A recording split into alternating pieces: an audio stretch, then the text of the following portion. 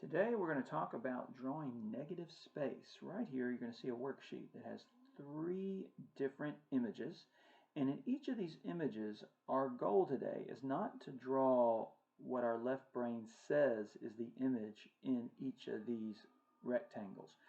We're not going to draw a chair, and we're not going to draw a deer, and we're not going to draw a detective that looks like Sherlock Holmes. We are going to draw negative spaces. Negative spaces, if you remember, are the empty shapes that surround or that are trapped in between the spaces of positive shapes, positive forms, positive objects. So the very first drawing that I want you to do will be the negative space chair drawing. Now, I do not want you to draw the chair. I want you to draw the shapes of the negative space. So think of this as a puzzle. And what you're doing is you're drawing the shapes of the empty spaces. Pretend like these negative spaces are the positive shapes that you're drawing. Now, a couple things that I think that will help you. I want to show you 2 or 3 little tricks that will help you here. One is I would cover up maybe parts of it, so that way you're not inclined to think about the object, because if you look at the whole thing, your left brain is going to start saying, okay, I'm drawing a chair, I'm drawing a chair. What we might have you do is take a piece of paper or a book or something and maybe cover up everything but maybe one of these negative space shapes. That way you can focus on the shape for what it is. We're also going to ask that you shade each shape that you draw, so that way you think of it as the positive, solid object that you're drawing. You're thinking in reverse. Because remember, from what you've learned about negative space drawing so far, when you draw what isn't there, you'll end up drawing what is there. Okay? Now, a couple things that are going to help us today. When you are drawing this, I would recommend not drawing the entire rectangle, because then you may have to change the size of the rectangle, make it bigger, make it smaller. I would start off probably with the bottom and a side. That way you can adjust the rectangle's size or shape as you need to. Now, I don't want you to draw these negative space drawings the same size as these. We want you to be able to prove that you did not trace it. So you can go larger or you can go smaller. For the purpose of this demonstration, I'm probably going to go a little smaller. But you don't have to use a ruler for this, but just draw the bottom line and maybe draw the side like so, and it doesn't have to be perfect, and we can change the size of it as we go. And I don't want you to draw it the same size. For demonstration's sake, I might make it similar, but you make it either smaller or bigger, so that way it doesn't look like it's traced. Now, what we're going to do is, the easiest place to start, a lot of people would want to start here and here, but if you do, you may not be able to control the shapes of the negative spaces and their proximity to each other like you want. So these 3 shapes would be the easiest ones to start with. They'll help you control everything else and get your proportions right. So what I'm going to suggest is that you cover up maybe all but maybe this bottom corner shape right here. And so when you draw this shape, look at it. You can even take your pencil and even float it in the air and say, look at that curve that it makes. Okay, it's about this far out. Okay, go this far out and make a similar curve. And you can always double check it and see if you're right. Now this is going to curve upward and it's going to hit the square, and it goes up pretty high to a tip, a point like this. So I come in and I go in like this. Now before I draw anything else, this is the negative space shape that I've drawn. So I'm going to quickly scumble it in, shade it in real lightly. This does not have to be beautifully black and filled in. It just needs to be just kind of filled in a little bit to say, okay, this is the shape that I'm drawing. Now, I would then focus on either this shape or this shape. You choose, but I would pick one or the other. I may start with this one next. I'm going to cover up the chair for the most part because I don't want to think about the chair. I want to focus on the negative spaces. Now, this negative space shape, again, it's like a puzzle. There's a channel of positive space in between. I'm going to have to skip some space to draw this positive shape. So I come over here and I draw this line, and it runs parallel to this one until it runs right off the page. So I run into it, runs right off the page, got it. Now this curve right here, it curves back like so. It'd be a continuation of this curve if it kept going. So I kind of pick up here and I come around and I curve it back until I get what I think is something kind of close to it. I can always come in and adjust it. I can erase it if I need to. Great. Now here's another really cool trick.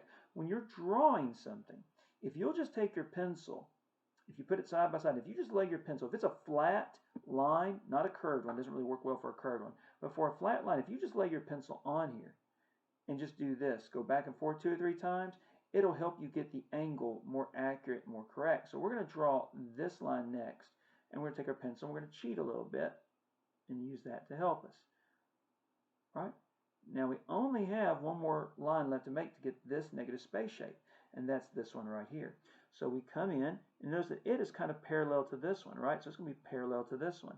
So we're going to take this and we're going to run it parallel to this line until it runs off the page. Got it. Now I'm going to just scumble that in. Okay? And then the third shape I would go for would be this one. Once you get these three shapes, it's a lot easier to draw after that. So I'm going to take my drawing, I'm going to move it up a little bit here. I'm going to cover everything up but this little bit of the shape.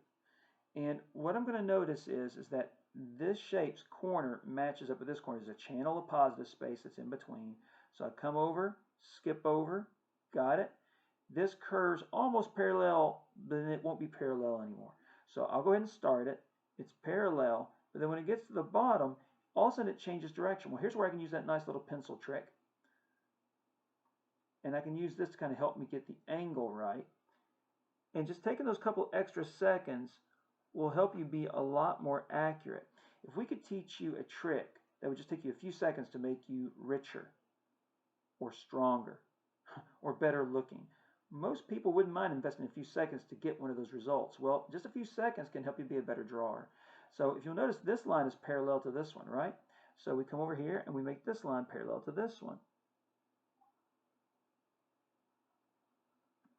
Right? And then the last line we're going to have is going to be a rounded curve here and a little bit of a rounded curve here. But if you take your pencil again, lay it on here. Make sure this is kind of going the same way. Okay, lay it on here, go back and forth between the two, and you'll get a much more accurate shape. Now, I'm not going to do this entire drawing, but from here, then it'd be up to you. You could decide, hey, I'm going to work on this little negative space shape over here. So you could say, okay, this line runs parallel to this one. So I'm going to go ahead and draw this line parallel to here. And so we can do that. That's pretty easily done. So we just come on over and we make that, and we'll stop it. This line keeps on going, so it keeps on going, and it just goes a little bit past where that line stops. So we just come a little bit past, we come up, and we know we can just keep that line, keep on going. Now, this one's going to be really easy. It's parallel to this one. So we come on in, make it parallel to this one. And it might be a good idea to go ahead and shade in some of that negative space as you go thinking of these as shapes. You can go in and draw this shape, and then you could keep on going and draw this shape. You could do this shape, this shape. I would do these two shapes last, and notice that these shapes are going to be parallel to here. What a lot of people do is when they draw this chair, if they don't pay attention to the shapes of the negative space, if they don't take their pencil and do that nice little trick that I taught you, if they don't do that, what they end up doing is they draw a very symbolic chair because they think, oh, well, chairs are flat and the bottoms of chairs, the seats of chairs are parallel to the ground. We'll have students that will draw something like this.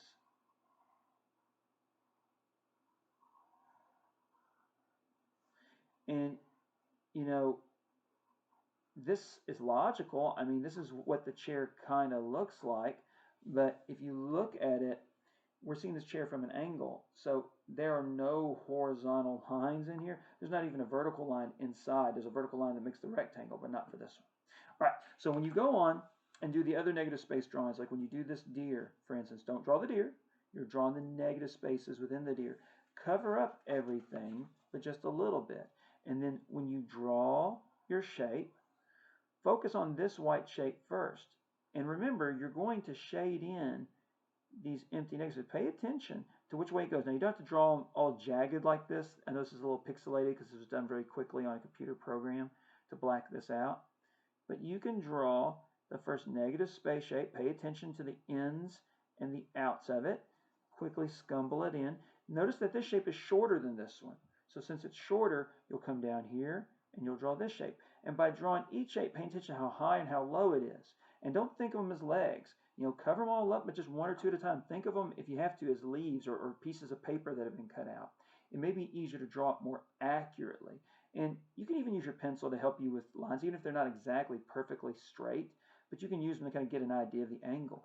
And then at the end, you can focus on this negative space shape. And then if you want to come over here and work on this one, you can. Then work on this one, you can, and save this for last. When you draw this one, I would focus in maybe on this shape and this shape. Then maybe come over here. Don't do anything over here maybe. Just come over here and say, okay, I'm going to focus on this negative space shape. And if you keep on isolating them, you'll be able to draw some pretty accurate negative space drawings. Again, it's just a great tool to help you to use when you're drawing something that's a positive shape that's difficult to do. And I know that some of you are good drawers, and you could easily draw these just by thinking about the object. But please don't for this exercise. Think of the negative space as the object that you're drawing, because one day when you're having a tough time, if you can teach yourself this skill now, it'll be really easy just to switch from that left brain mode of thinking to the right side of the brain kind of thinking, and you'll end up drawing that shape. And by drawing that empty shape, you'll end up drawing the positive shape that was so difficult. All right? So give that a shot, and good luck.